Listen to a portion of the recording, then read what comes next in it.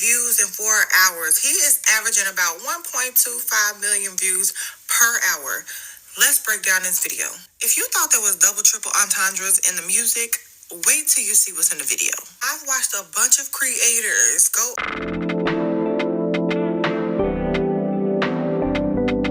over this video and nobody recognized one of the most precious gems that is in this video. So stay tuned to the end to get that one. If you know Kendrick, everything is intentional. First off, the video is 5 minutes and 55 seconds. The angel number 555 signifies his change, transformation, and personal growth. When you encounter this number, it is a sign from the universe that a significant shift is about to occur in your life. This is one of the biggest cultural shifts that we have experienced in a very, very long time. In the beginning of the video, he drops some new music that obviously we have not heard before, but he says, I am reincarnated, which means that I am transforming, I am changing, I am evolving, and I am creating this cultural shift, not only within myself, but within the culture. Anybody catch the black knock? Tell me that is not a part of our culture. Tell me you don't go to your mama, your auntie, sister, brother, cousin house and be like, it's a black knock. I love the fact in this scene right here, he was like, what's the password? And like, I said that, people. Kind of signifying that we are gatekeeping hip-hop and gatekeeping our culture. And if you want to get in, you got to know the password. In this scene, Kendrick is like, let me take y'all back to class. Let me school y'all and show y'all where it all started. Hip-hop began with the DJs. He also sitting in the back like he in timeout because he acting up in his classroom like, baby, I'm going to beat your ass and hide the Bible if God watching. Two things in this scene right here. One, you notice that the red and the blue rags are tied together, like we are unifying, we are coming together. Even their outfits are in red, blue, and white. Happy Independence Day. It's signifying unity. But if you look at her arm, it also says 444, which is another angel number. 444 conveys a powerful message of love, support, and guidance from your angels. It serves as a reminder that you are on the right path and your angels are right by your side, offering you their unwavering support. Basically saying that Kendrick is on the right path, his angels are right by his side, and they're giving him his unwavering support. Basically, keep doing what you're doing. There's a lot to unpack in this scene here. Of course, he doing his push-ups, because who gonna check me, boo? Drake was trolling with the song push-ups, and it did not deter Kendrick Lamar. He's like, yes, I do push-ups. I'm still gonna do push-ups. He's doing these push-ups in a cell, like you better not go to cell block 1. And I don't know if you guys noticed, but there are crates in the back. DJs, they store their records in crates, like back in the old days, you know what I'm saying? Old school speakers in here, like everything in here is kind of like paying homage to where it began and where it's going. Almost giving us like a cultural reset. Kendrick was whooping this owl's ass. Did you even see when he jumped up in the air to turn around and just like, whop? This is diabolical. Hopscotching on the A minor. He even got D Rosen in the video, and he said, I'm glad he came back home. So does that mean that he could be possibly going to the Lakers? Or the Clippers? I saw this as a comment, but when they are down there with the shipping containers, I possibly thought that, hey, we gonna ship you back to where you came from. But somebody else also said that it could be talking about how they traffic, use your brain. We almost get into the finale, which I can't wait to tell y'all. Here, if you notice, he's looking at the owl, and the owl is not in the cage. It's almost like he had it here, or I'm looking at you face to face. But then I had to put you back in your place, put you back in the cage where you belong. I'm gonna lock you up, and then I'm gonna walk. It's over. This was hands down one of the most diabolical scenes in here. Very nasty work, and I loved it. She was stomping around that thing with her family, and they had smiles over their face, and I thought it was so effing beautiful. I am here for it, and I thought that was the best part. Like, don't try to speak on my family. You don't know what's going on. We locked in over here. She was hitting it like a professional dancer. I am now a Whitney fan, okay? And this is what he was talking about when he say real women. He didn't allow his woman to jump out of the window to come save him. He got it. He the man of this house. I'm running it. Don't you worry about it. Don't even follow me. Don't even put yourself in this light. I am going to protect you. And when I need you to show up, baby, she showed up and showed out. She was, baby, she was flipping around, turning around that thing, had me turned. this is it. This is what I didn't see anybody catch. I don't know if y'all don't watch Kendrick or follow Kendrick like we do, but this right here, y'all boy, is Dave Free. Y'all think it was just directed by Dave Free? No, Dave Free was in the video right there under your nose. Everybody watched it and nobody saw it. Dave Free right there. They are locked in. That is his friend, manager, business partner, everything. You cannot get in between that. Do he look like he worried about him being his wife's baby daddy? No, get out of here with that. We are solid over here. He's right there. And it look like Dave Free been working out. Shout out to him. I guess he's been doing his push-ups too. All in all, the video was just as good as the music has been. Were we really expecting less from Kendrick Lamar? Like, this man was literally begging him to come out. And now he was like, stop. No, you're not gonna stop because you don't want it anymore. You started this. This thing is gonna end. When I say it's gonna end, I told you, I warned you. You keep on pushing. And now I'm out. I mean, I also saw it. There was no way that child could be Dave Free's kid, because I mean, I looked at the child, and then some people will be like, I saw the child and they had the similarity. Wayak, you're lying. You're lying. You're seriously lying. That is not Dave Free's child. You're lying. Seriously. There's no similarities whatsoever with Dave Free's child. Their features that are clearly Kendrick. They warned him. They were like, dude, leave it alone. Honestly, sincerely, leave it alone.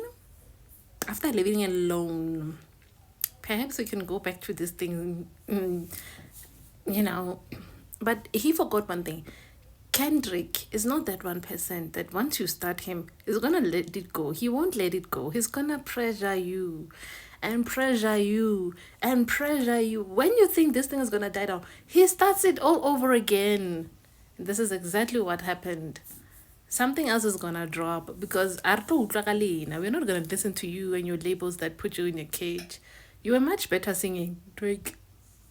You were much better being a singer, going there singing, baby, you're my everything, you're all I ever wanted. We could do it real big, better than we ever done it. One of my favorite songs. You could have still kept singing, talking about love, talking about girls. Leave these other things. Yeah, I was trying to keep it PG. Even at that, one of your favorite songs, one of your most popular diss track with J. Cole. I forgot the name of the song. I mean, I even listened to J. Cole's verse because I can actually... It gets in better. You're part of the verse, it's bad. It's truly bad. Like, sincerely. No. So you shouldn't have started this. Now it's not gonna end. It's not gonna end. It's not really gonna end anytime soon. So, and men like that, their egos are up against the wall, Shem. I don't think we use this term enough, but there are a lot of people who are cultural tourists in our community. And if you think about what that means, when a tourist comes to your town for the weekend or a week or whatever the case may be, they are not invested in cleaning up after themselves, right? They are not invested in the laws or the rules of that place because it doesn't apply to them outside of this week. They're not invested in where they're visiting any more than what they can get from it. Drake is a cultural tourist. One of the things I realized, even with this whole conversation with the girlies across the pond, is that people think they understand us, but they don't. They don't understand our culture. They certainly don't understand our history outside of the same books that lie to us about our history. They don't understand it, but they feel an entitlement to it because the same white supremacy that has taught them false history about us is the same white supremacy that has taught them that we can't own anything. Nothing is ours. It's up for grabs, which is why people think that they can come and go through our culture and take what they want and they don't owe us anything. This is the thing about Black culture. Black culture exists in a cloud. The reason why our intuitive knowing taught us how to create a culture that was not tangible is because every time we built something tangible, these motherfuckers burnt it down. Both literally and figuratively. They burnt it down. Anything we tried to do in music, they undercut it. In terms of owning property, they undercut it. In terms of starting businesses, they've undercut it. When we created our own communities, they literally found reasons to bomb and burn them down. At some point, we came to understand that whatever we built had to be built in a way that they would not be able to access it without our permission. We created culture in the mundane things, in the everyday things, in the way we feed ourselves, right? And the way we care for our hair, in the way we dress ourselves and adorn ourselves, in the way we express ourselves through music and through dance. That's why these things are so important to us, because they literally hold our culture within them. Baby, you can't tell me that I don't have culture, okay? The food that we eat is sacred to us. People are like, oh, soul food, it'll kill you. Most of us don't eat soul food except for special occasions. It's a sacred food to us. It ties us directly back to our ancestors. It helps us to remember everything that we went through. It helps us to remember that we are alchemists. You could literally give us the scraps of a pig and we will turn it into a gourmet meal. We don't have culture. Our hair is literally how we communicate with the heavens. It's how we honor the sun. It is an antenna, okay? In the face of everybody telling us that we should hate ourselves, hate our hair, hate our skin, we figured out how to make that shit art. We figured out how to make art of our hair. We figured out how to take makeup and turn it into these magical creations. We did that from our culture. Our lived experience is where our culture resides. That's what people don't understand. We don't have culture. You think that twerking is just shaking ass, and you don't understand that there is literal ancestral ties to that. My ancestors understood a way to move energy through the body was to shake it, was to move it. You don't understand what my ancestors understood, which is that sexual energy is spiritual energy, and a woman owning her sexuality is a spiritual practice. You don't understand our music. You don't understand that regardless of what the genre is, at the core of that is both bliss and grief, and they coexist. And you don't understand anything about that because that comes directly out of our lived experience. Soul music was created from our grief. The blues created from our grief. R&B created from our love. Country created from our experience. Rock created from our rage. Which is why every time you try to implement it without having any connection to the people, it falls flat. You're missing the most important piece of it, which is our culture. It is our lived experience. It is the grief. It is the bliss. It is the community. It is all of these things that you cannot relate to or connect to. We created whole language. We created whole dialects. You can talk to the experts. It's considered a language. It's considered dialect. It was a language that was created for our safety. It was how we figured out how to communicate with each other without our oppressive understanding. Baby, we got so much culture. We went and bought the things that we could afford, and then we made that shit so fly that now the price tag has quadrupled, and people are waiting in lines to wear what we are wearing. We don't have culture. You understand that is rooted, that came from inside of us. The ability to take a little bit and make it a lot, not just make it a lot, but make it something that everybody wants. Drake is a person who has been a cultural tourist in our community. We gave him a full passport that he did not earn. Okay, and he's just going and sampling and tasting whatever he wants, and then when he's done with it, he shits on it. He throws it away. You never hear him talk about it again. He does not try to reverence or honor these parts of the culture that he claims to associate himself with. And it's always telling from what happens when the pressure is applied. You had one man come at you sideways, and you compared yourself to George Zimmerman. Anybody in the culture or a true ally of the culture will understand that is a deep grief point for us. There's a reason he didn't understand that. There's a reason his team let him put that out. Because they don't understand the culture. And if you don't want to educate yourself on the culture, baby, it's time for that passport to be revoked. One thing I will say about Kendrick is that the symbolism in his visuals are always like immaculately put together, beautifully aestheticized. And we did talk, at least on my page, about the symbolism that Drake tried to pull into Family Matters as a visual or whatever that was kind of imitating Kendrick's style and also simultaneously coming for him. If you actually look at what Drake shared in Family Matters, it's a bunch of items strongly associated with Black culture, Black accomplishments, Black wealth, all displayed in almost like a museum setting in his own possession. But they're all procured, sourced, and taken. None of those things are heirlooms at all. And it's why Kendrick could get away with calling him a colonizer. And of course, he turns that for profit, turns it for a check. He imitates what we create here for the global stage. Literally, why I've never truly paid much attention to what Drake has to say visually is because it never gives to me personally. Like, I don't think Drake has genuinely iconic videos. And that's another reason why Kendrick's visual stands in bright contrast to what Drake delivers. It's because what's on display here is genuinely black culture in all its vibrancy. And this person identifying the symbolism from these frames about, like, all a cage bird gonna do is sing is this is actually really funny. Symbolism is made even more ironic by the actuality that most owls are not songbirds, and the ones that do sing just hoot, and there's about like maybe 6 notes that they can hit. Couple that imagery with concert footage of Drake failing to even uphold that part of his career description, this goes to show you just how much of Drake is basically just a production. That man is not a singer. He doesn't practice scales like a singer. He really struggles with finding like meaningful melodies on his own.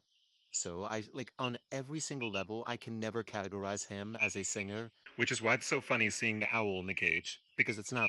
There's one thing I haven't heard anyone mention about the They Not Like Us video, and it's not a subliminal message. It's about a person in it. There's a dancer in there that I'm pretty sure everyone knows, but don't realize that it's him. Way back when, there was this kid named Kita, and he went viral for a dance that he did, and I think he also ended up in Ellen. Hold on, I'm gonna find the clip. That when he went. Mm. Anyway, he went viral because of that. And then I'm watching the videos and I'm like, well, why does that guy look so familiar? Project Delta Central, nigga, bet not because of Rena. Hey, your homeboy needs subpoena. That president moving flax. That name gotta be registered in Price Neighborhood Watch. I mean, know you niggas like, oh my god, it's Keita. Oh my god, it's Keita. Like, the fact that Kendrick tapped him and was like, yo, come in this music video is crazy. I'm just so surprised to see him again. Like, the kid is 20 something. He's 20 something years. I'm 20. He's not a kid. He was a kid to me. He was a kid to me. He's a kid. Anyway, Keita the Great is in the music video, and if you saw his face and you were wondering where do I know him from, it's from that. Shit, they got this man Kendrick out here beating records against them. And this time he beat his own record at that. He just broke the record for the most viewed rap song in a single day on YouTube, a music video. He broke his own record for the Not Like Us audio version. And mind you, that came out 2 months ago. This is a 2-month-old song. Kendrick got these people so mad that they are saying that he is milking this beef that already ended. Nah, bro, remember what Drake said? You trying to let this shit die down? Nah, not this time, fam. How you go from drop, to stop, stop? No, bro, we're gonna go. So I realized in the music video that there was a Dark Lane demo version of Drake behind Kendrick before he got snatched away. And next thing I realized about the music video was that Kendrick Lamar was doing push-ups because of Drake's songs, push-ups. And also, notice how the picture is facing the wall. At one point, Drake said, I know my picture on the wall when y'all cook up. Bro, the trolling is just diabolical. I'm talking about the man trolling is so good, he was next to these shipping containers, bro. And I did not know that he was shading Drake about keeping those children in there. Anyways, what y'all think about this? Because I'm gonna have to watch this music video about 10 more times. By the way, I just want to make this clear why I decided to make his voice like edited, like make his font like not original voice. I don't know what you call it. When you utilize an AI voice, it is because he used a background sound of Drake's music, Family Matter in the background, so it's playing. So I don't want copyrights. So the reason why I decided to use the AI voice is because of that. So now let's just move on. It was just for clarity why for this section of his video there's like an AI voice, and then now on this one that I'm gonna play now, there's just like no AI, it's just him or the original voices, because on this one there's no music, and that is why. Got it? Let's continue. Oh yeah, the stimulus package seems to not be working anymore. So remember when Not Like Us came out and everybody was like, oh, he's only #1 because of Drake. This is a part of the Drake stimulus package. If he does a feature or you talk about him, your song's going to go #1. Well, I got some news for you, buddy. So Camila Cabello just dropped her new album, and she had not one, but two Drake features on that album. Now, the one that should have been a hit song, Hot Uptown, debuted at number 149 on global Spotify. with 1.51 million streams, and it also debuted at number 92 on US Spotify with 526,000 streams. What about the other song, you may ask? Drake's Ugly from Camila Cabello's album debuted at number 130 on US Spotify charts with 461,000 streams. But hold up, Drake fans was like, but it's Camila Cabello's most streamed song. So this page that I follow actually stated that it was her most streamed song, but then they learned that it was the most streamed song from her album Yesterday because her song with Playboi Carti actually did more streams on opening day, but that was released back in March. So a Playboi Carti feature actually garnered her more streams than the Drake Stimulus Package feature, which gave her 2 songs. And couldn't crack the top 10 nowhere near it. We need a new excuse, guys. This is not me saying Drake is falling off or anything, but people damn sure are looking at him differently. And he's putting out so much music, nobody was really looking out for the Camila Cabello feature, especially with Camila Cabello's racist past history. Like, no, you feel me? This is just bad. You know, it's been tough for Drake since the beef. The Sexy Red, you rapping over the BBL Drizzy wasn't received the greatest by everyone. And then you do the troll, Wagwan, Delilah shit. And then now these 2 songs are going to fall off the charts like this. Yeah, man. This is why also I say that we should not put everyone in this category of being black because of this. Let people be the diverse that they are in the group that they are in. You're not black. You descended from a black person. You descended from a white person. You descended from an Asian person. And you can't have a combination of all of those people, but you're neither. Okay? Already your bloodline is mixed. It's something else. You have a lot going on in your bloodline. So that is why we are saying they're not black people. Stop forcing this one drop, whatever. The construct of race on an American one drop, whatever. It does not work because it's things like this. When things like this happen, you want to be like, don't say nigga no. But it was you. It was you guys who invited him and be like, you're not black, you're black, your fight is black. No. No, it doesn't work like that. It doesn't work like that.